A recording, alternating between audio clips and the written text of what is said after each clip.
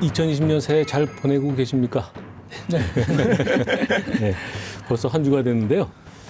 지난 시간에 이어서 붓다 인사이드는 2020년에 우리 사회에서 키워드가 될 만한 주제를 골라서 함께 생각해보는 시간을 가지고 있는데요. 지난 시간에는 디지털 명상에 대해서 얘기를 했고 오늘 주제는 밥입니다. 밥인데 먹고 사는 것 같이 중요한 일도 없죠. 그렇죠. 예. 네. 지난주에 네. 명상, 수행 이건 법과 관련되고 밥과 관련되고 둘 다 먹고 살아가는 빨리 끝내고 시간을 가시죠. 네. 지금 유 교수님 말씀하셨지만 법, 밥 참 없으면 안 되는 것들인데 밥이라고 하는 게 사실 수많은 상징적 의미가 있죠. 2020년 지금 우리가 먹고 있는 한 끼의 밥이 어떤 의미가 있는 건지 오늘은 그 얘기를 좀 해보려고 그러는데 우선 주제 영상을 한번 보실까요?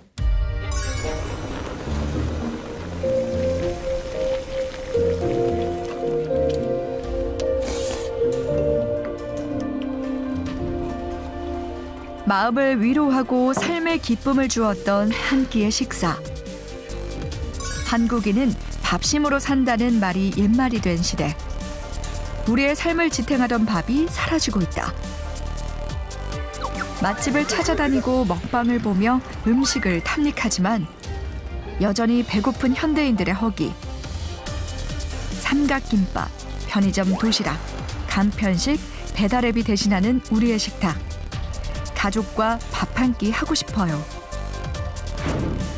이제 TV 드라마에서나 볼 수 있는 가족의 식사 풍경. 우리는 지금 무엇을 먹고 살고 있나요? 달라진 우리의 한 끼로 대한민국의 현재를 생각합니다. 편의점 도시락과 집밥 사이. 붓다 인사이드 지금 시작합니다. 예, 밥이라고 하면은 어릴 때 어머니가 해주시던 하얀 쌀밥에 된장찌개, 김치 이런 것들이 생각이 나는데 다 소울푸드라 하면은 거창한 밥상이 아니라 소박한 밥상을 다 떠올리시죠? 영혼의 양식이라고 하는 소울푸드 같은 게 혹시 있으신가요, 다들? 더 있죠. 다 있죠. 저는 시골에서 자랐는데 지금 이제 김장하고 이 시래기를 콩고물에 이렇게 묻혀서 국 끓이고 그리고 이제 그럼요. 그거 하고 이제 된장, 그러니까 두부는 된장하고 비비면 그 맛을 지금도 영원히 잊을 수가 없습니다. 무지하게 이 궁합이 맞다 그러나? 잘 맞습니다. 요즘 사모님이 안 해주세요? 그 실력이 안 나오죠. 손맛이 안 나오고 시래기도 잘 없고. 저는 사실은 모든 음식이 다 제각각의 맛이 있다라고 생각하는 사람이기 때문에 특별히 이렇게 한 건 아닌데 기억하고 싶은 맛은 하나 있어요. 이게 실은 이제 저는 혼자도 가끔 밥을 해 먹고 하는데 이제 저한테 이제 밥하는 걸 가르쳐 주신 게 아버지거든요. 이제 등산 다니면서 이제 버너에 코펠에 이제 밥하는 거를 이제 가르쳐 주셨는데 그 맛을 한번 기억해 보고 싶기는 해요. 옛날에 밥하려면 그 쌀 씻는 것부터 시작인데. 그쵸. 쌀 씻고 밥 안 치고 밥물 재고 그다음에 산에서 코펠 이제 버너 가져갈 때는 어쨌든 요새는 못 하지만 그때는 이제 설 익는다고 해서 이제 위에 뚜껑 돌 올려놓고 지금 한국인에게 밥의 의미, 아까도 말씀드렸지만 이게 단순히 밥의 의미를 넘어서서 일단은 다 밥 그러면 가장 먼저 떠오르는 게 어머니죠. 뭐니 해도 어머니고 또 밥은 먹었냐 이러면 이것은 단순히 밥 먹었냐라는 의미가 아니라 잘 살고 있냐 이런 의미가 있는 건데 한마디로 해서 밥이라고 하는 게 정말 한국인의 삶의 전체를 의미한다고 그럴까? 다른 나라도 그런지 모르겠어요. 밥이라는 단어가 없으니까 그렇진 않겠지만 같이 밥 먹는 사람은 식구라고 해서 특수성을 부여하잖아요. 그리고 이 팝에 고깃국 하듯이 이 팝 요즘 분들은 잘 모르시는 경우도 있겠지만 여기 지금 시청자들은 이 팝 정확하게 인지하실 거예요. 굳이 설명 안 드려도. 그리고 밥을 이제 먹고 살기 힘들었던 시대들이 있었기 때문에 아까 말씀하신 것처럼 밥 먹었냐, 밥은 먹고 다니냐, 이런 것도 인사가 되는 거고, 그다음에 친척집에 가면 밥을 더 주는 문화. 굉장히 어렸을 때는 특이하게 생각했던 게 저만 해도 약간 세대가 달라서 그러는데 밥 먹고 왔냐? 그러면 예. 이러면 밥을 차려줘요. 아니, 먹고 왔다는데 이게 왜 이렇게. 그리고 먹기 싫어서 진짜 배가 불러서 우리는 먹고 왔는데요라고 말했는데 주니까 이제 좀 깨작거리면 그러면 안 된다. 이러면서 한 번 더 줘. 그리고 복 달아난다. 밥 남기면 복 달아난다. 그 지금도 현재도 우리가 흔히 쌀숭배라고 저는 얘기를 하는데요.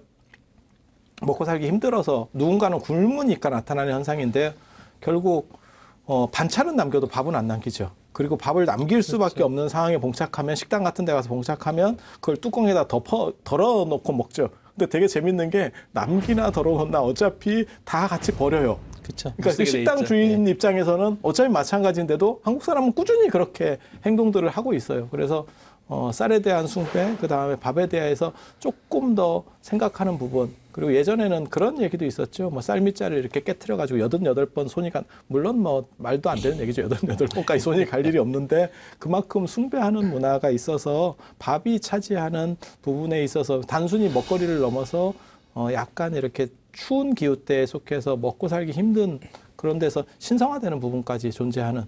그래서 밥 남기면 복 달아난다는 얘기 계속 있었죠. 정없다는 얘기도 하죠. 그러니까 그래서 한 숟가락 더 주는 거였죠. 계속 복 달아나는 것만 있지 복 들어온다라는 얘기는 거의 없어요. 뭐 다리 떨면 달아난다, 밥 남기면 그래서 우리나라가 별로 복이 없나 이런 생각도 들기도 하고. 밥과 관련된 말이 한두 끝도 없는데요. 하다 보면 앞에 그 영상에서 우리가 봤지만 요즘 가족들이 같이 함께 밥 한 끼를 먹기가 참 힘든 시절이죠. 왜 이렇게 됐다고 생각하십니까?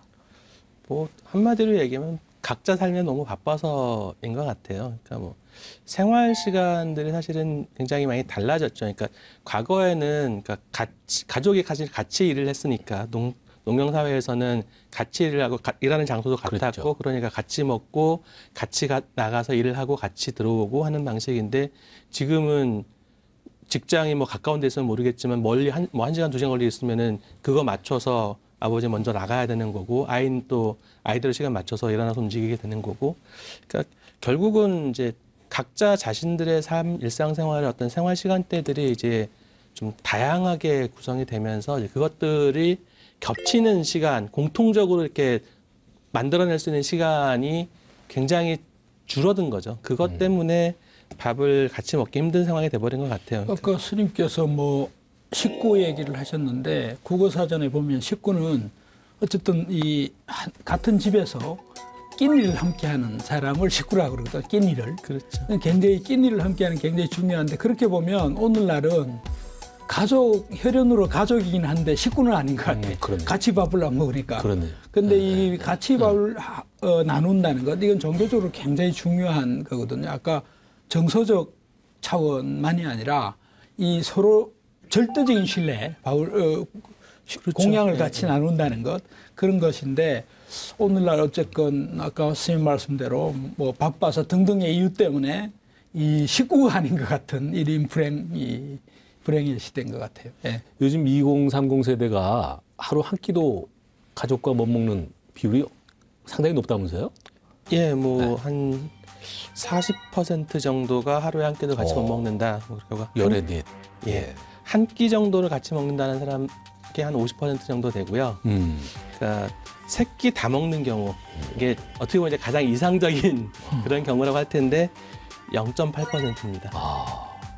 그러니까 뭐 이게 지금 이제 워낙에나 개인화된 상황들로 가 있기 때문에 나타나는 현상일 수밖에 없는 부분 같아요. 그러니까 그렇게 밥을 같이 못 먹는 이유가 가족들이 바빠서 나는 시간이 있는데 딴 사람들이 바빠서 못 모이거나 혹은 내가 시간이 없거나 뭐 그다음에 이제 자취라든지 다른 이유들 때문에 직장이라든지 학교라든지 이런 이유들 때문에 가족들하고 떨어져 살고 있다거나 그런 이유들이 대부분이기 때문에 사실은 이게 이제 지극히 일상화된 그러니까 개인화된 일상의 반영이라고 보시면 될 것 같아요. 스님들도 사정이 비슷하신가요? 지금 이제 작은 절 같은 경우는 같이 밥을 먹지만요. 대부분 큰 절들은 뷔페식이에요. 그래서 시간을 정해주고 스님들께서도 신도만이 아니라 특별한 경우가 아니면 그러니까는 뭐 결제 때 같이 공양을 뭐 아침 같은 경우는 같이 바로 공양을 하는 경우들도 있거든요. 그런 경우는 동시에 하지만 그렇지 않은 경우는 대부분 다 시간을 정해주는 뷔페식이다 보니까 잘 못 만나는 분들도 많이 있습니다. 그리고 그렇게 될 수밖에 없는 게 각각 업무들이 달라요. 그래서 동시에 모인다는 게 어렵고, 그리고 예전에는 그런 거 있었잖아요. 그러니까 한꺼번에 모여서 어른이 이제 숟가락을 딱 들면 같이 이렇게 동시에 시작하는 그런 문화가 있었다면, 지금은 뷔페니까 그런 부분들이 다 사라진 거죠. 그래서 어떻게 보면 자기 편한 시간에 가서 자기가 먹는 거가 되니까 사찰도 이미 어느 정도 이상 개인화됐다라고 생각을 하면 돼요. 그리고 흥미로운 얘기 한 가지 해드리면요. 옛날에는 절에서, 요즘 말고 예전에 저녁밥은 다 방에서 혼자 먹었어요. 그러니까 오후 불식을 원래 지켜야 되는데 지키지 못한다고 그래서 저녁은 공동으로 안 먹고요. 혼자 방에서 먹어서 그걸 약석이라 하거든요. 그래서 오히려 어떻게 보면 그런 문화가 지금 또 부활하고 있나라고 하는 그런 생각도 듭니다. 이게 식사를 같이 못한다는 게 단지 그 자체만의 문제가 아니라 결국 이제 대화가 가족 간의 단절이 되고 뭐 세대 갈등의 원인이 되기도 하고 뭐 정서적인 단절 뭐 이런 현상이 나타나게 되는 건데, 거꾸로 얘기를 하면 우리가 밥상머리 교육이라고 그러죠. 그래서 결국 제대로 된 교육은 밥상머리에서 이루어지는 건데, 그 얘기를 전 아주 공감을 합니다. 왜냐하면 저희 아들, 딸을 이렇게 마주 앉아서 뭘 진지하게 얘기할 수 있는 시간이 사실은 식사 시간 외에 이 5분 이상 진행하기가 어렵죠. 예. 참 조상들이 참 지혜로우신 건데, 그런 표현을 한 거 보면. 자녀분 입장에서 힘들 수도 있어요. 그거보다는 그 5분 이상 같이 얘기하실 수 있는 대화의 주제를 가지고 계신 게 굉장히 부럽네요, 사실은. 아까 유 교수님도 말씀하셨지만, 가족들 간에 함께 식사하는 그런 게 없어졌다는 게, 그게 어떤 의미라고들 생각을 하십니까? 아니 근데 어느 순간부터 우리가 음식 메뉴를 통일시키지 않거든요. 밖에 나가서 먹을 때도 다 다른 걸 시켜요. 그러니까 전에는 그렇죠. 어른이 뭘 시키면 거기에 맞추려고 하는 밑에 사람들은 그런 속성이 있으니까 동시에 나오니까 먹었는데, 지금은 다 다른 걸 시키니까 시간대가 다 다르게 나오는 거예요. 그러니까 어른이 숟가락 들기 전에 뭐 못 먹고 이게 아니고 그냥 나오면 식기 전에 먹어, 이제 이렇게 상황이 가는 거죠. 그래서 개인화되는 상황으로 계속 발전을 해나가고, 그게 오히려 집에도 영향을 미치는 게 아닌가, 이런 생각들을 해봅니다. 근데 문제는 하여튼 뭐 각자 식사를 해결하더라도 결국 때가 되면은 식사는 해결해야 되는데, 이런 얘기로 좀 전환을 해볼까 하는데, 최근 청소년과 20, 30대들이 편의점에서 거의 뭐 밥집 수준으로 편의점 도시락을 사먹는다는 건데, 정말 좋아요. 요거를 이제 편의점 도시락을 줄여서 편도라고 그러더라고요. 저도 이번에 처음 알았는데, 이 시장이 지금 5천억 원에 육박을 한다는 겁니다. 엄청나죠?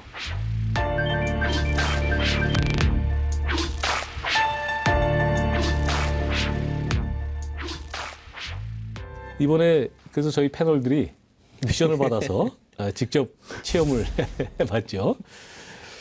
어떠셨습니까? 하던 건데 저는. 네. 한번 저희들이 이번에 체험하면서 찍은 셀카 스마트폰 화면들을 좀 보실까요? 이거는 저 밑에 있는 도시락은 그 편의점에서 제일 비싼 도시락을 샀는데, 그 편의점 도시락이 4,600원이더라고요. 뭐 반찬 가짓수도 대충 봐도 한 8, 9가지는 되는 것 같아요. 글쎄, 그래서 그 맛이 좋았다. 식은 음식이라서 별로셨죠? 그런 것도 있죠. 그게 큰 원인이겠네요, 생각해보니까. 저는 전자레인지에 돌려서 먹지는 않고 그냥 먹었는데, 역시 그 박 교수님은 편도의 달인이시군요. 이 교수님. 예, 저는 직접 편의점에 갔습니다. 갔는데 저걸 왜 2개를 했느냐? 이제 제가 그 1인 가구 최저 생계비가 이제 170만 원 이 정도 되는데, 그것을 엔겔계수를 계산을 하면 이제 한 3분의 1로 하면 54만 원 식비가 나와요, 한 달에. 그러니까 한 달이니까 30일하고 3끼니까 90으로 나누면 한 6천 원, 한 끼 먹는데 한 6천 원 돼요.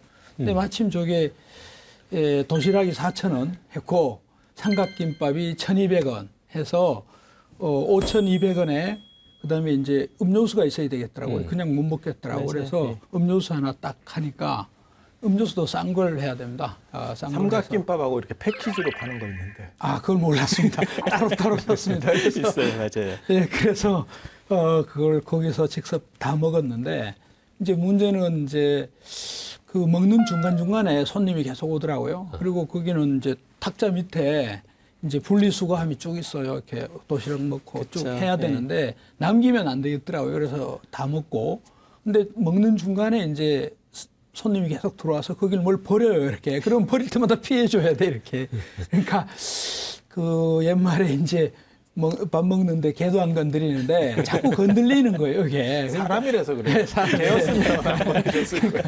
그래서 자꾸 건들리니까 밥 먹는데 어떤 차분하지가 않고 또 이제 먹고 났는데 왠지 먹은 것 같지 않는 느낌. 이게 뭐 설명이 안 되는 밥 양은 충분해요. 그리고 반찬도 충분한데 괜히 뭔가 좀 안 먹은 것 같고 그러니까 그래서 제가 그걸 뭘까 생각을 했는데 이 심리적 위장이 있답니다. 실제 위장도 있는데 이 술꾼들이 이제 밖에서 3차까지 하고 집 앞에 와서 포장마차를 싹 지나가는 순간에 갑자기 심리적 위장이 그렇죠. 배고프대요. 허기가 진대요. 그럼 거기 포장마차에서 한 잔 또 해야 되는 그게 이제 심리적 위장인데 이게 마찬가지더라고요. 집에서 안 먹어서 그런지 심리적 위장이 안 채워지는 그런 느낌이 있었습니다. 아마 선생님 같은 경우는 서서 드셨던 게 그렇죠.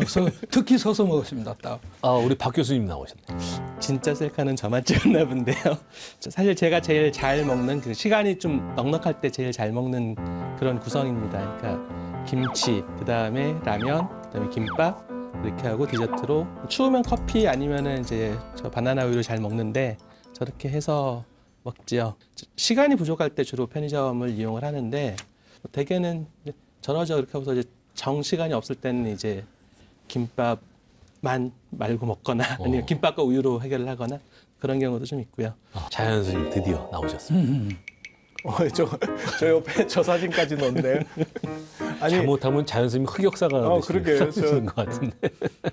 아니 저는 도시락을 맨 처음에 사다 달라고 그렇게 말씀을 드렸더니 도시락이 다 고기가 들어있는데 어떻게 하실래요? 이러고 그리고 제가 원래 도시락 별로 안 좋아합니다.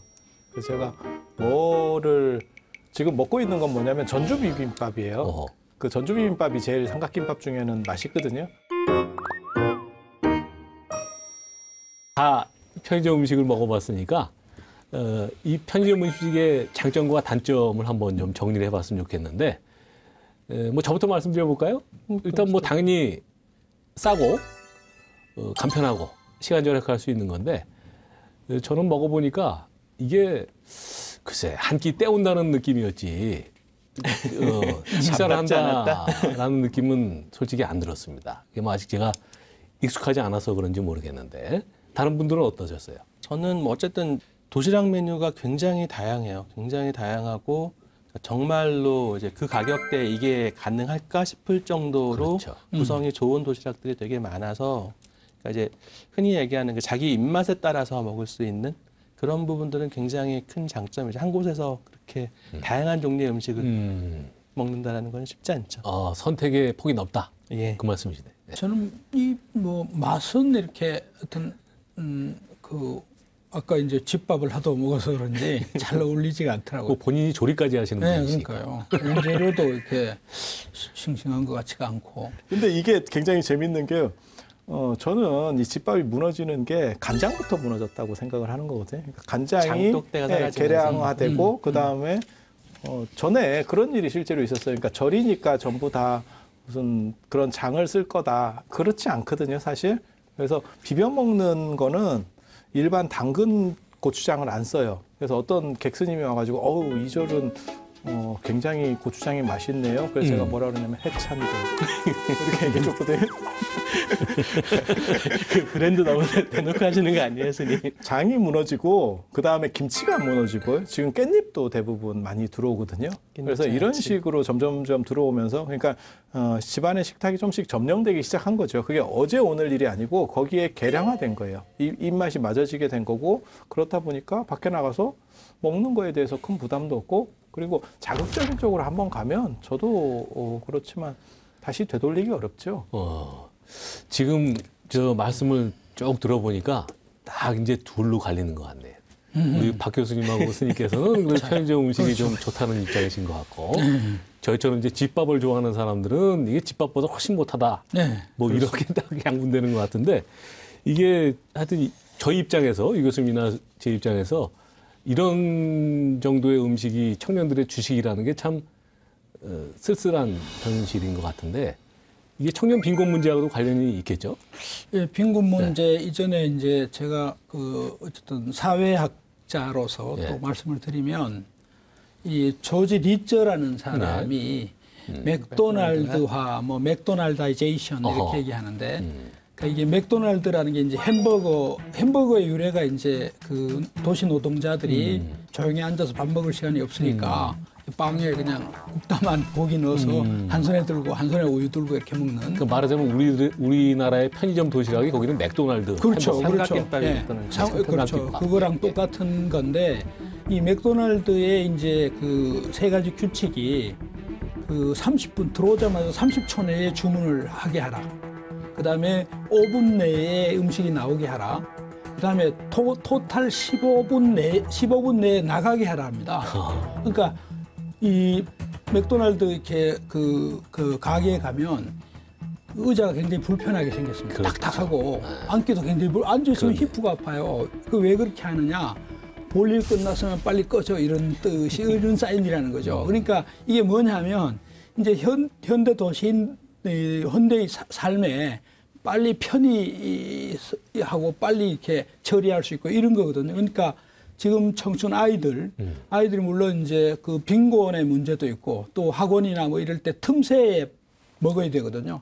그런 스피드, 예, 스피드, 시간 관리 여기에 쫓기는 친구들한테 최적화된 음식 문화 중에 하나가 이제 이 편의점 도시락이라는 생각이 저는 많이 들었고 또 이제 사실 빈곤 문제 뭐 나온 김에 말씀드리면 이렇게 그 우리 아이가 이제 여기 아르바이트를 대학생들이 아르바이트를 많이 하거든요. 편의점 아르바이트를 하는데 이제 그 아까 유통 기간이 지나면 편의점 도시락을 다 폐기를 해야 돼요.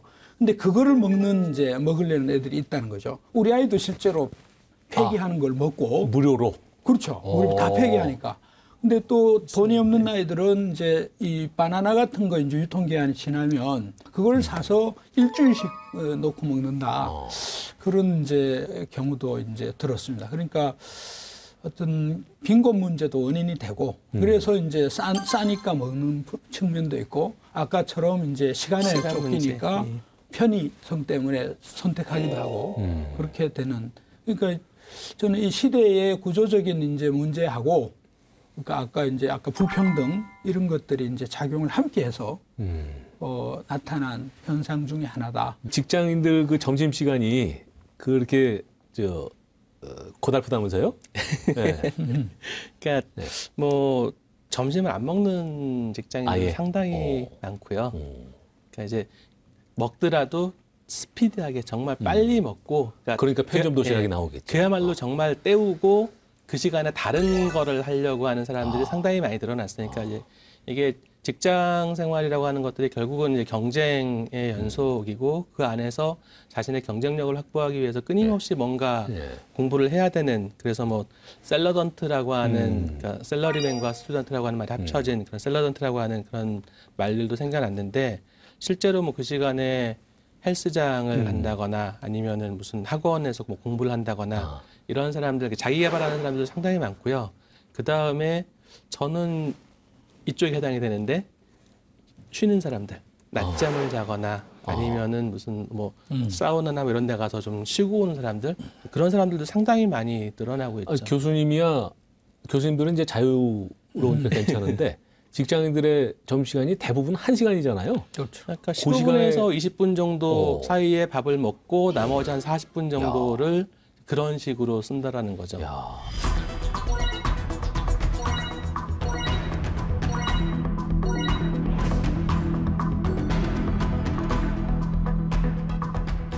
참 위중고통이네요. 저희가 볼 때는 위중고통인데 대단합니다. 그러니까 점심은 이제 현실적으로 보면, 그러니까 밥이라는 뭐 식사라는 의미보다는 그냥 일종의 간식 같은 의미로 지금 많이 바뀌어 있다라고 보는 게 맞는 것 같아요. 그래서 요즘 젊은 사람들 입장에서는 뭐든지 먹었으면 그걸로 해결이 됐기 때문에 자기 개발적으로 저는 그렇죠. 보람이라는 생각도 해요. 그러니까 그게 너무 힘든 거 아니야가 아니고 그 시간을 쪼개서 자기에게 투자해서 무언가를 만들어냈다라고 하는 성취감도 굉장히 많이 있을 거라는 생각을 하거든요. 그러니까 삶의 만족도의 문제죠. 자발적인 성취감이면 지금 말씀하시는 그런 삶의 만족이 굉장히 높아지는 경우인데 이제 비자발적인 성취이기 때문에 조금 아쉬운 부분들이 좀 있는 거고요. 그다음에 어쨌든 경제적인 이유도 있으니까 구내식당 같은 데서 잽싸게 빨리 먹고 그다음에 이제 구내식당에서 잽싸게 빨리 먹어야 되는 거는 사실은 상사하고의 겸상을 피하기 위한 그런 것도 있으니까.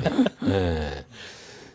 이런 문화 현상에 하고도 또 관련되어 있는 얘기 같은데 이 비대면 소비 문화, 언택트 소비 문화라는 용어가 있는데요. 차현 선생님이 간단히 좀 설명해 줄 수 있을까요? 이게 지금 그러니까는 배달 앱 얼마 전에 지금 1위 배달의 민족하고 요기요 2위 업체가 지금 통합이 돼 버렸죠.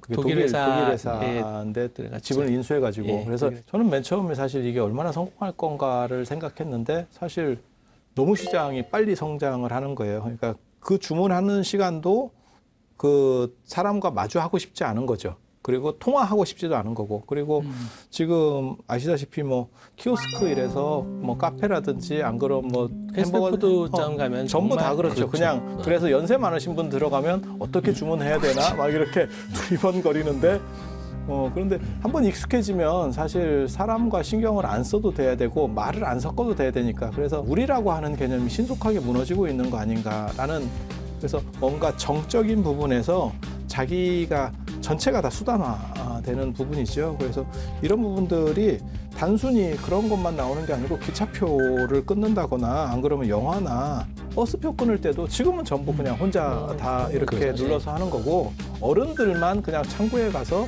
지금은 하고 있는 상황이에요. 그래서 더 가속화될 거고 이게 지금 긍정적으로는 편리하고 말을 안 해서 좋긴 한데 이제 부정적인 거는 공감할 수 있는 부분이 전혀 없다는 거죠. 그래서 이런 부분에 대해서는 좀 더 생각을 해봐야 되죠. 그 부분은 양면성이 좀 있는 것 같아요. 그러니까 이제 그 키오스크로 대체되는 부분들 같은 경우에는 사실은 그 흔히 이제 우리가 얘기하는 진상 손님들 굉장히 많대요. 상상하는 이상으로 많은데 이제 그분들이 와서 이제 한번 그 진상을 부리면 하루 매출 전체가 막 왔다 갔다 할 만큼 심각하게 되게 되나 봐요. 그러니까 이제 그런 것들을 미연에 방지, 흔히 얘기하는 이제 감정 노동자들에 대한 보호라고 하는 측면도 사실은 조금 있어요. 있을 수 있죠. 그런 부분은 좀 같이 고민해야 될 필요는 있습니다. 근데 이거 익숙해지면 외국 나가서도 선진국 가면 전부 이거거든요. 그러니까 똑같은 룰로 하면 맞아요. 뭐 네. 영어고 뭐고 다 필요도 없어요. 그냥 눌러서 먹고 그쵸, 또 이렇게 또 다 할 수 있어요. 화면에 딱 그 이미지로 딱 보여주니까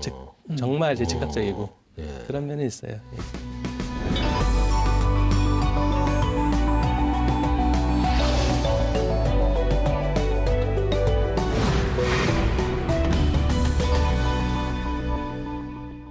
이렇게 얘기를 나누다 보니까 이 현대인들이 밥 먹을 시간도 없이 처절하게 생활을 하고 있다는 생각이 드는데 그래서 그런지 요즘에 소위 그 밥 주는 아파트가 등장을 해서 인기를 끌고 있다는데 이른바 조식 아파트라고 하는데요.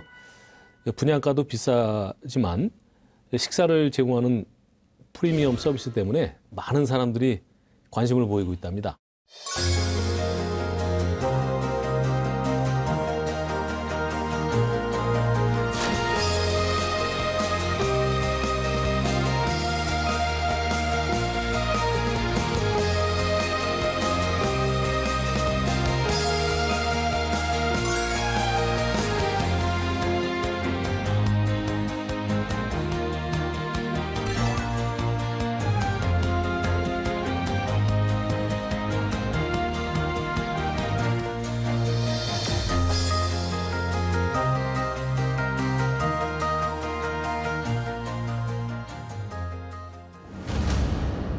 제 주변에도 아침밥을 거르는 사람들이 꽤 많죠.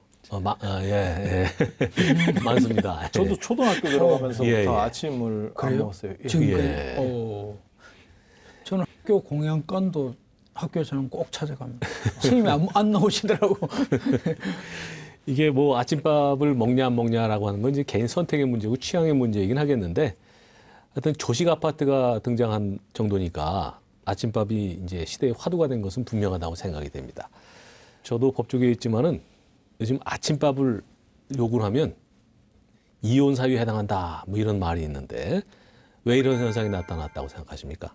실제 모르겠어요. 그러니까 아침밥이라고 하는 게 사실 이제 아침밥을 하려면 물론 이제 요새는 뭐 밥솥에 해놓고 뭐 한다고는 하지만 어쨌든 이제 미리 일어나서 준비를 해야 되는 거잖아요. 그렇다라고 하면은 이제 사실 이제 그게 어렵죠. 어떤 형태로든 간에 뭐 최소한 1시간 혹은 뭐 30분 전이라도 먼저 일어나서 밥상을 차리고 준비하고 하는 이런 부분들 이제 전업주부의 경우는 조금 사정이 다를 수 있겠지만 맞벌이 부부 같은 경우에는 사실 여성들이 출근 시간에 출근 준비하는 데 들어가는 시간이 훨씬 더 많거든요. 그렇죠. 그런 거에다가 이 맞아요. 가사노동까지 더 요구한다라고 하면은 사실은 좀 여성 입장에서는 굉장히 부당하다고 생각하죠. 구체적으로 말씀드리면 이제 실제로 이제 식사 준비를 해보면 특히 1시간은 잡아야 돼요. 그 아침에. 그러니까 이렇게 밥하고 그다음에 찬거리 이제 만드는 시간까지 다 합치면 1시간 정도인데 그러니까 아침 시간 1시간이라는 건 엄청나게 그렇죠. 엄청나게 중요한 시간이거든요. 그러니까 만약에 아침밥을 다 먹으면 1시간을 더 잠을 잘 수도 있고 또 1시간 뭔가를 다른 걸 할 수 있는데 어쨌든 식사 준비하는 사람은 1시간을 그렇죠. 그대로 이제 써야 되는 상황입니다. 그래서 통상 우리 한국 사회 같은 경우는 주부들이 이제 그 담당을 하는데 맞벌이를 지금 하는 상황에서 누구는 1시간을 더 자고 그렇죠. 누구는 1시간 더 일찍 일어나서 해야 되고 그러니까 이혼 요구를 할 수도 저는 있을 것 같다라는 생각이 들어요. 왜 한 사람은 계속 일찍 일어나서 선생님 말씀에 동의하면서요. 저는 개인적으로는 제가 월정사 같은 절에 계속 있을 때는요. 저녁도 거진 안 먹습니다. 그러니까 아침 저녁만 안 먹어도 시간을 엄청 절약해요. 그래서 뭔가를 한 끼 하시는 경우도 많으세요? 아니 이제 간식 같은 걸 먹으니까요. 그냥 주워 먹는 걸로 대충 먹고 아까 말씀드린 것처럼 저는 뭔가 먹었으면 대체됐다라고 생각을 하기 때문에 그래서 왜냐하면 먹는 시간도 있지만 왔다 갔다 하는 시간도 있거든요. 그렇게 하면 시간이 생각보다 많이 깨집니다. 그리고 뭔가 작업할 때는 한 방에 이렇게 쭉 가야 되는데 그 흐름을 한번 끝이면 다시 돌아오는데 시간이 걸리잖아요. 그래서 그런 부분도 존재한다고 생각하고 지금 아침을 먹느냐의 문제는 지금 현대 사회가 얼마나 밤으로 이동했느냐도 관계가 된다고 생각해요. 그러니까 예전같이 일찍 잘 때는 별 문제가 없는데 지금은 12시에 자시는 분들도 별로 없거든요. 주무시는 분이 별로 없는 정도 상황에서 아침에 무언가를 일한다는 거는 우리 그것도 있잖아요. 한국인의 대표적인 거짓말, 좋은 아침. 좋은 아침. 그냥 피곤한 아침이죠. 뭔 좋은 아침이에요. 그래서 피곤한 아침에 밥까지 하려니 힘들죠. 지금 그 밥보다 잠이 더 중요하게 생각하는 그런 사람들이 분명히 존재하죠. 스님께서 이렇게 그 활동 시간들이 이제 밤으로 이동한 것도 원인이고 또 그게 이제 저는 이제 한국 사회의 노동 시간하고 관계됩니다. 어쨌든 노동 시간이 근로기준법에는 44시간이에요. 근데 우리나라 44시간 안 하거든. 최소한 52시간 뭐 이렇게 지금 논의하고 있고요. 문재인 정부가 그렇게 얘기하는데 실제로는 그보다 훨씬 더 합니다. 그리고 또 이제 그 회사에서 규정된 것 외에 공식적인 외에 비공식적으로 엄청 해야 돼요.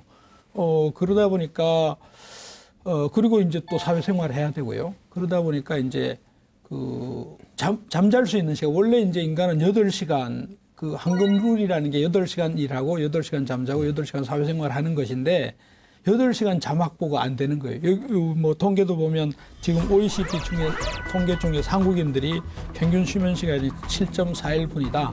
8시간 안 되는 건데 아마 그 실제로 이렇게 이 통계는 이제 전 국민을 다 한 것이고 생각보다 많은데요? 근데 직장인들 그러니까 이제 노인들 이런 걸 다 포함하면 이제 아이들, 노인들 다 포함하면 평균 내인 거니까 아까 스님께서 좋은 아침이 아니라 피곤한 아침인데 피로 사회라고 이제 항상 경쟁에 시달리고 그러다 보니까 사실은 먹는 것 이전에 우선 좀 잠 한 잠 더 자고 더 이렇게 쉬고 싶고 이런 게 삶의 현주소죠. 아, 최근에 그 커뮤니티 카페에서 아침밥 논쟁이라고 젠더 이슈로까지 확산된 그런 흥미로운 사건이 있었는데 올해 6월 말에 이제 그 수도권에 있는 한 아파트 단지 내부 게시판에 이제 성별은 기재가 안 됐대요. 그냥 간단하게 올라왔대요. 그러니까 근데 아침에 이제 집밥을 먹고 싶은데 여건이 안 돼서 못 먹는다. 그러니까 혹시 나한테 밥을 좀 그러니까 당신들 집에서 먹다 남은 국이랑 반찬이랑 뭐 해가지고 나한테 좀 줄 수 없겠냐. 내가 가격은 치러주겠다. 그렇게 해서 이제 글을 올렸는데 이제 얼마를 치르겠다는 거예요? 6,500원. 6,500원에? 예. 그런 것 같아요. 그러니까 이제 이게 여성분들이 분노할 수밖에 없었던 이유는 이제 밥순이냐라고 하는 이제 그런 거에 대한 그러니까 똑같이 일단은 기본적으로 지금 여성들의 경제 활동이 늘어난 상황 속에서 이제 뭔가 더 큰 노력을 들이고 있는데 그거를 이제 이 사람은 이제 정말 자기는 정말 단순하게 그냥 사서 먹겠다라는 입장이었지만 어쨌든 가족도 아닌 다른 누군가에게 그걸 요구한 거잖아요. 결과적으로 이제 그런 부분에서 이제 좀 걸리는 부분도 있었고 여성들 입장에서는 우리가 그런 반말하는 존재냐라고 하는 그런 얘기들도 좀 있었고. 근데 얼른 그런 생각이 드는데요. 6,500원이 아니라 한 3만 원쯤 했으면 이렇게 이슈화 되지는 않지 않았을까? 서로 한다고 했죠. 그게 이슈화 됐을 수도 있죠. 그러니까 요는 제 장난처럼 말씀드렸지만 너무 그 노동력을 싸게 친 거라는 것에 대한 일종의 모욕감 뭐 이런 것도 있지 않을까 싶은데 그런 것도 있고 사실 이제 집밥이라고 하는 것의 본래 의미가 뭐 아까 교수님 추억 말씀도 하셨지만 결국은 이제 사랑이라고 하는 건데 그러니까 이제 이 사람 같은 게 그 대부분 어쨌든 아침에 그 수고로움을 마다치 않고 일어나서 아침밥을 준비하는 사람 그게 뭐 남성이 됐든 여성이 됐든 그러니까 결국 가족들에 대한 사랑의 그렇죠. 표시인 거잖아요. 조금 얘기를 바꿔서 이런 사회적 변화와 소비자 요구에 따라서 요즘 우리 식탁에 새롭게 등장한 음식이 있죠. 소위 가정 간편식인데 참 제가 느끼는 거지만 폭발적입니다. 몇 년 전에 상상도 할 수 없었던 건데 어떻게 감히 가정 간편식이 식탁에 오르냐 이랬었는데 쉽게 말하면 뭐 전자레인지에 데워 먹거나 아니면 끓는 물을 부어서 먹거나 뭐 이런 것들인데 이게 여성들한테 별로 거부감도 없는 것 같아요 요즘에 보면은. 그죠? 그러니까 해서 맛없다는 소리 듣는 것보다는 그렇죠. 아니 근데 마치 나쁘지가 않아요. 그러니까 가사노동을 하는 사람 입장에서는 이게 굉장히 편리해요. 예컨대 꼼국 이게 딱 해서 넣어서 끓는 물만 딱 부으면 완전 꼼탕 꼼국이 딱 되는 거예요 이게. 오늘 토론에 가사노동을 하시는 유 교수님께서도 정말 다행입니다. 이게 6,500원에 유승무 선생님이 납품을 하셨으면 젠더 논쟁이 없는데 그분이 동네를 잘못 사신 거예요. 아파트 단지를 잘못 사신 거예요. 그러니까 재료 손질을 다 해서 주는 경우도 있고요. 그렇죠. 그렇게 하고 이제 그냥 데펴서 먹기만 하면 되는 경우도 있고 끓는 물을 부어서 저게 하는 경우도 있고 하여튼 한 서너 가지 정도의 유형으로도 구분이 되는 것 같아요. 구분이 되는데 뭐 식재료 사실 특히 이제 이게 1인 가구가 증가하면서 사실은 굉장히 폭발적으로 성장한 부분이기도 해요. 그러니까 실제로 저도 이제 좀 가족 사정상 이제 혼자 있는 경우들이 좀 1년에 몇 달씩 있는데 그 경우에 장을 보러 가면 저 혼자 먹기에는 너무 많은 거예요. 그걸 사면. 이제 이거는 딱 혼자 먹을 수 있는 양으로 딱 정리돼서 나와 있기 때문에 정말 저게 먹고 싶으면 맞아요. 그렇게 사 먹게 되는 거죠. 아니 근데 이거 보면 80년대 그 3분 뭐 카레 짜장 여기서부터 시작된다고 저는 생각을 하거든요. 그리고 제가 마트는 잘 안 가는데 제 취미 중에 하나가 홈쇼핑 보기인데 홈쇼핑에 이게 부쩍 많이 나옵니다. 최근에 특히 배고픈 시간에 이게 49,500원 뭐 이래가지고 계속 이렇게 나오는 걸로 봐서 근데 듣고 보면 상황을 이렇게 보고 있으면 저는 광고나 사실 홈쇼핑 이런 거를 좋아하는 게 그게 흐름을 알 수 있다라고 생각하는 거거든요. 가장 집약적 흐름을 얘기한다라고 생각을 해서 보고 있는데 보면 진짜 편하게 설득력 있겠다라는 생각을 하게 돼요. 그러니까 제가 만약에 절에 안 살면 저도 저런 거를 구입해서 제가 1인 가구라면 충분히 먹을 것 같아라는 그 정도 설득을 당할 정도니까 맞는 것 같아요. 1인 가구 추세는 뭐 명확한 부분이고요. 사실 이거 장 보는 것부터 시작해서 여러 가지 사실은 이게 아까 유승 선생님 그러니까 식사 준비하는데 1시간 말씀을 하셨지만 실제로 그 재료 다듬고 정리하는 시간이 훨씬 더 많이 걸리거든요. 그렇죠.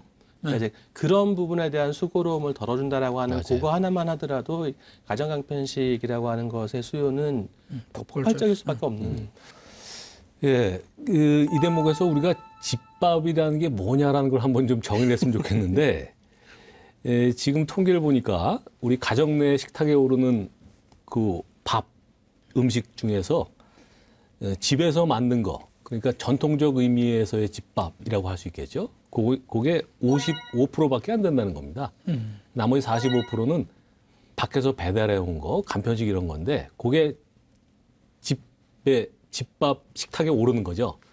그러니까 전통적인 의미에서 집에서 만든 건 아니지만 집에서 먹으면 그게 집밥인 거죠. 그 이면에는 아마 정서적인 어떤 그러니까 원인이 있는 거 아닐까? 그런 결국은 정의는. 네. 누구와 먹느냐의 문제인 그렇죠. 것 같아요. 그러니까 네. 이게 집밥이라고 하는 게 집에서 먹는 거다라기보다는 집에서 먹더라도 혼자 먹는 혼밥은 사실은 집밥이라고는 안 하거든요. 그러니까 결과적으로 이거는 이제 누구와 같이 먹는, 아까 우리 얘기했던 식구라고 하는, 그러니까 정을 나눌 수 있는 누군가와 같이 먹는 밥이 집밥이라는 거. 저는 그렇게 개념하고 싶어요. 오히려 좀 다른 정의시네요, 그러니까. 저는 이제 뭐 사서 오든 아니면 뭐 만들든 어쨌든 이제 식구들에 대한 이제 정성 이런 게 있으면 집밥이다. 그러니까 이렇게 잠이 부족하고 뭐 하더라도 예컨대 식구들을 먹여야 된다라는 그거는 저는 뭐 이해관계라든지 뭐 합리적 계산을 초월한 부분이 분명히 있거든요. 그러니까 그런 걸로 그런 정성이 들어간 음식, 뭐 차림 집밥이다. 이런 거면 집밥일 수 있다. 그러니까 얼굴을 마주보고 네. 대화를 하고 예. 마음을 통하고 예.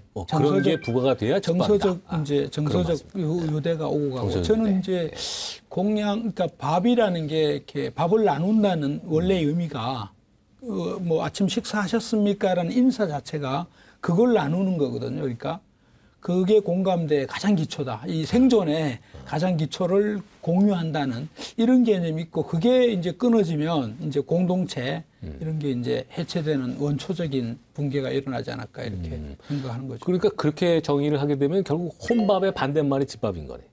그렇죠. 실질적으로는 그렇죠. 그렇게 되고 있는 그렇게 거고 되는 거죠. 그것 때문에 이제 뭐 그 소셜 다이닝이라고 얘기를 해서 그러니까 이제 혼자 밥 먹는 사람들이 혼자 먹기 싫으니까 같이 모여서 그러니까 정말 모르는 사람들이에요. 모르는 사람들인데 그러니까 일종의 식당을 하나 빌려서 자기들이 각자 먹고 싶은 음식들을 해오기도 하고 대개는 이제 해오는 경우들이 좀 많은데 그래야지 이제 집밥 같은 의미가 되니까 자기가 먹고 싶은 거를 해서 가지고 와서 그 자리에서 나눠서 같이 먹으면서 서로 얘기도 하고 하기도 하고 그런 경우들이 꽤 많이 있습니다. 개념 정리가 되네. 그 영양의 문제와 영양이 얼마나 고르게 있느냐 맛의 문제를 넘어서는 그 이면에 이제 심리적인 부분, 그 다음에 마음의 공감대를 네, 형성할 수 있느냐. 근데 그게 얼마나 개량화될 수 있을지가 좀 불투명한 것 같은데. 아니 근데 그 개인이 느끼는 주관적 감정인데, 그러니까 집이 아니어도 제가 이제 불교 환경인데 거기 이제 그 법회를 하고 거기서 밥을 같이 먹어요. 근데 각각 이제 싸우든가 혹은 뭐 쌀 갖고 오고 반찬 갖고 오고 이렇게 갖고 와서 거기서 직접 해 먹거든요. 근데 그 밥은 집밥 같아요. 아하. 예. 그러니까 예. 집안에서 먹는다고 집밥이 아니라 그러니까 공동체 구성원들의 사랑과 관심과 이런 것들이 배어 있는 식사 문화 이런 것들이 유지되면 집밥 같은 그렇죠. 예. 밥이 되는 거죠. 그러니까 이제 이거를 누가 먹을지 모르는 상태에서 조리하는 음식하고 그렇지. 누가 그렇죠. 먹을 것인지를 알고 그렇죠. 하는 음식하고의 차이인 거죠. 좋은 말씀이시네요. 근데 굉장히 재밌는 게 예전에 그런 거 있었어요. 효 3천자를 써서 효자 3천자를 이렇게 양탄기에 불쏘시개로 써서 약을 다리면 뭐 효험이 있어요. 이랬더니 누가 실험을 했으니까 뭐가 있냐면 약탕기에 그렇게 다리는 것보다 그냥 전자약탕기에 다리는 약 성분이 더 잘 추출돼요. 이런 것도 있는데 지금 말씀하시는 걸 보면 아니 저는 생각이 약간 달라요. 사실 집밥이라는 개념은 자기가 익숙하고 편하냐의 문제라고 생각하지.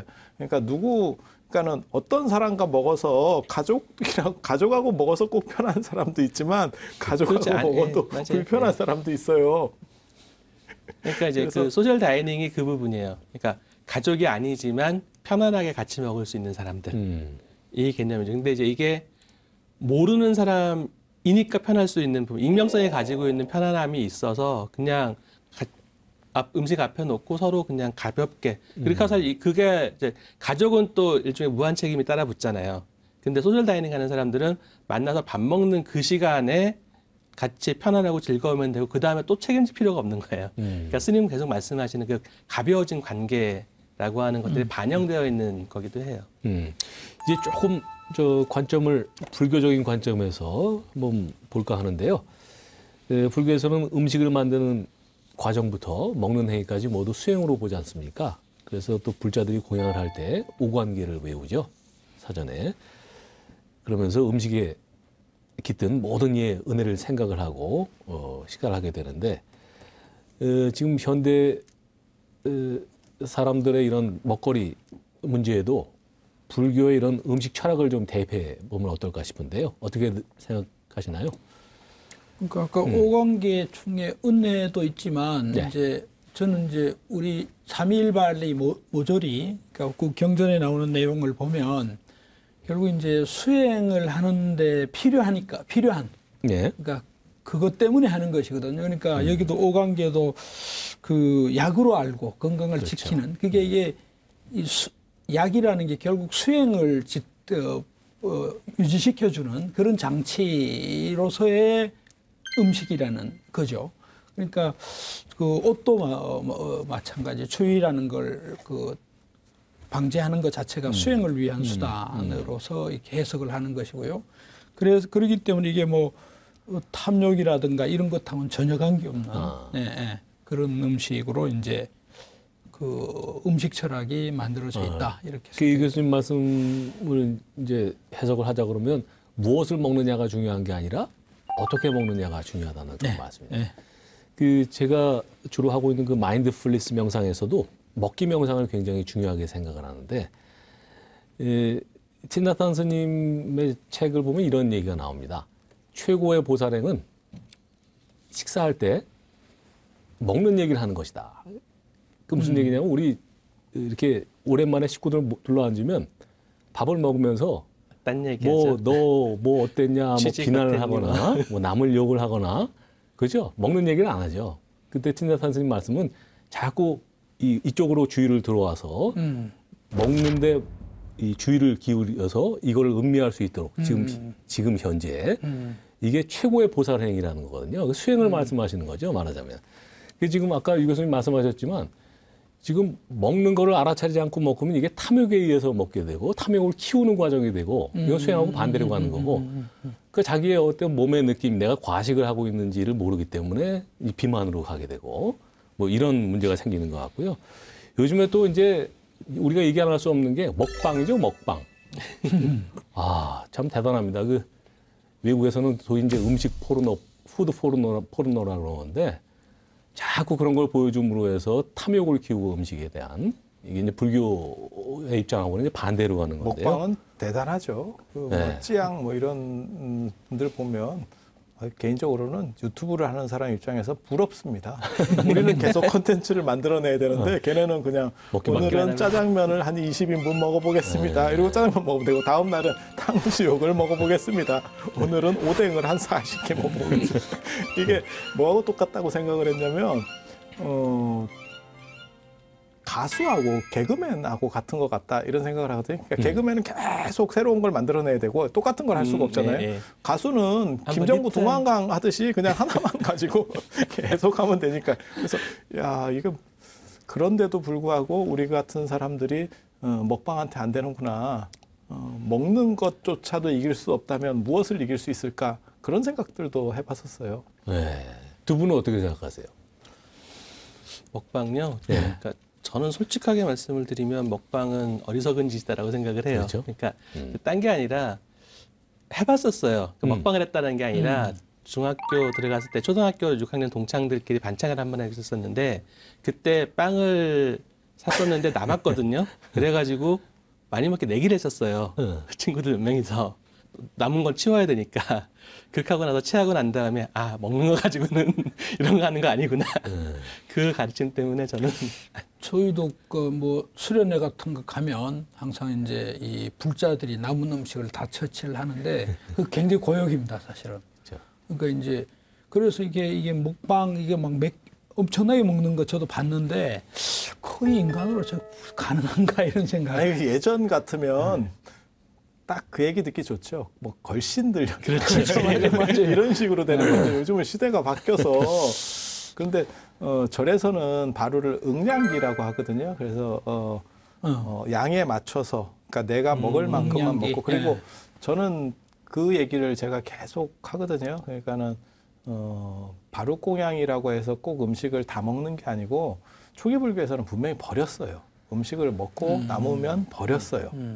그래서 그렇죠. 내가 예. 먹고 힘드는 것보다 수행을 위해서 먹는 거기 때문에 내가 어느 정도 먹으면 그다음에 그 탁발 문화라서 그래요. 탁발을 하니까 내가 생각하는 것보다 많이 올 수도 있어요. 그렇죠. 그러면 그때 이제 잔식 처리를 하거든요. 잔식은 뭐냐면 혹시 부족하게 탁발 받아오신 분들은 더 가져가셔도 돼요. 라고 해서 잔식을 처리하고 그렇지도 않으면 버리게 돼 있어요. 그래서 차라리 지금 같은 시절에는 버리면서 음식에 대한 집착을 줄이는 것, 그건 굉장히 중요한 철학적 관점을 가지고 있다고 생각해요. 왜냐하면 가장 끊기 힘든 게 먹는 부분이거든요. 그래서 부처님 고행에서도 보면 그 정점에 있는 고행이 먹는 거예요.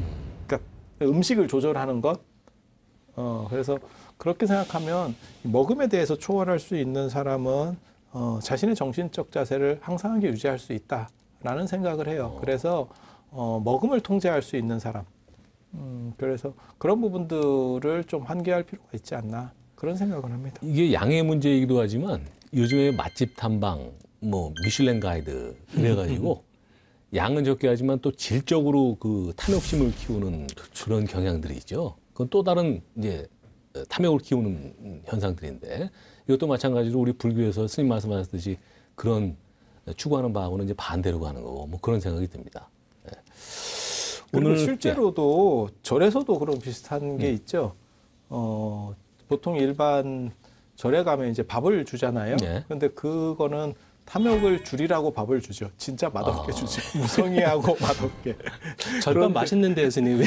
그게 절밥이 맛있는 이유가 멀리 와서 공기 좋은 데서 먹어서 나타나는 착시 현상입니다. 계속 먹어보면 군대밥보다 심합니다. 그래서 그거는 맛없게 주고 똑같은 게 한 가지 더 있어요. 극단적으로 사찰 음식을 보면 또 굉장히 또 고급적인 것. 그래서 그런 이중성이 있는 것 같아요. 그래서 어떤 부분을 봤냐면 사찰 음식 전문으로 해서 이렇게 전시하는 데를 갔는데 사람들이 와서 뭐라 그러냐면 아, 스님들 진짜 좋은 것만 이렇게 막 스님들이 그렇게 안 저렇게 드세요. 평상시에 그렇게 안 드시죠. 근데 문제는 저는 처음 보는 음식인데 이게 근데 차는 이렇게 많지 않아도 그러니까 저는 뭐 이렇게 사찰 음식 특히 된장이나 그 김용사 이런 데 찬이 많이 안 나옵니다. 안 나오는데 우리 애를 데리고 갔는데 우리 애가 두 번을 먹어요. 그러니까 차는 많지 않아도 깊은 맛이 있어요. 그렇죠. 그래서 사찰 음식이 저는 이렇게 그 떨어지지가 않는다. 그러니까 특히나 이렇게 물론 뭐 스님들처럼 매번 그걸 드시면 이제 그럴 것 같은데 우리는 가끔 먹으니까 가끔 먹으면 굉장히 얕은 맛이 있습니다. 실제로. 학교 밥하고 똑같아요. 방학 때쯤 되면 학교 밥이 힘들어지는 거하고 똑같은 상황인데 아니 뭐 말씀드리려고 한 거냐면 극단적으로 갈린다라고 하는 인간의 이중적인 부분. 그래서 싼 거를 추구하는 동시에 때로는 자기를 보상시켜줘서 만족하려고 하는 그런 부분들이 절에서도 보이는 거 아닌가라는 생각을 해서 말씀드립니다. 오늘 붓다 인사이드는 먹는 이야기를 해봤는데요. 역시 많은 얘기를 했습니다. 많이 또 배우고 느끼고 했는데 밥상에 올라온 한 끼의 음식이 더욱 소중하게 느껴집니다. 분명한 것은 지금 우리 식탁이 변하고 있고 음식을 새로운 차원에서 고민해야 할 때인 것 같습니다. 2020년에는 하여튼 사랑하는 분들과 따뜻한 밥 한 끼를 자주 할 수 있는 그런 날들이 이어지기를 기원합니다. 오늘 수고하셨습니다. 수고하셨습니다.